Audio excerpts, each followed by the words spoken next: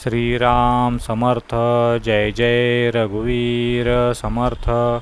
Happy life या YouTube चॅनलमध्ये आपले स्वागत आहे। चॅनलला सबस्क्राईब करा।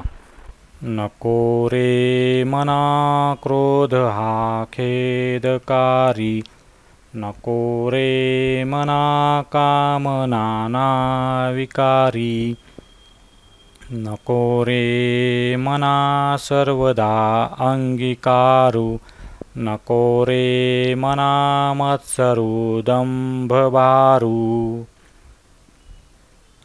अरे मना, क्रोधाने माणसाचा स्वतःवरील ताबा नाहीसा होतो, म्हणून तू त्याच्यापासून दूर राहा।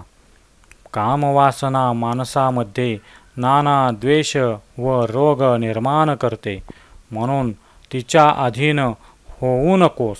त्याचप्रमाणे कोणाचा द्वेष करू नकोस, शिवाय मोठे ढोंग कधी करू नकोस। श्री समर्थांनी या श्लोकात काम, क्रोध, लोभ, मत्सर व दंभ हे 5 विकार टाळावे असे सांगितले। मानवी जीवनात या विकारांना व्यवहार चालण्याइतपत स्थान आहे, यात शंका नाही। उदाहरणार्थ, भक्त विवाहित असेल तर कामवासनेला पूर्ण उपाशी ठेवून चालणार नाही। त्याचप्रमाणे दैनंदिन व्यवहारात दुर्जनाशी संपर्क आला असता त्याचा दुष्टपणा ओळखून पण प्रकट न करता वागावे असे श्री समर्थच सांगतात। मग या विकारांपासून दूर राहा असे म्हणण्याचा हेतू काय?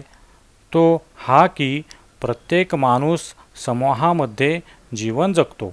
प्रत्येक समूहाची एक घडण असते। त्या घडणीत आपल्या वागण्याने संघर्ष उत्पन्न होणार नाही, एवढाच विकारांचा वापर करणे जरूर आहे। शिवाय विकार हे मानसिक प्रतिक्रियाची विविध रूपे आहेत। मी देह आहे या देह बुद्धीच्या भूमिकेवर त्या प्रतिक्रिया स्वाभाविक असल्याने त्यांना मर्यादित ठेवले तर त्या नुकसान करीत नाहीत हे खरे, परंतु भक्ताला देहबुद्धी ओलांडून आत्मबुद्धीमध्ये प्रवेश करायचा असतो। त्याचा अभ्यास चालू असता विकारांना अतिशय काळजीपूर्वक सांभाळावे लागते। कोणत्या प्रसंगी ते मर्यादेच्या बाहेर जाऊन भक्ताला खाली खेचतील याचा नेम नाही, म्हणून साधनकाली त्यांचा संबंधच नसावा हे बरे। प्रत्येक माणसामध्ये एखादाच विकार प्रबळ असतो व तोच त्याचा घात करतो। मनाचा क्षोभ करून अंतर्यामी अशांती निर्माण करणे हे प्रत्येक विकाराचेही प्रधान कार्य असते, आणि काहीही घडले तरी मनाचा क्षोभ न होणे, मन शांत राहणे हे भक्तीचे वर्म आहे। म्हणून काम, क्रोधादी विकार भक्तीच्या आड येतात।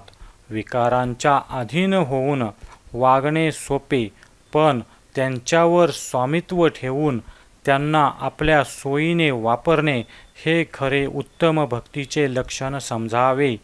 श्रीराम समर्थ, जय जय रघुवीर समर्थ।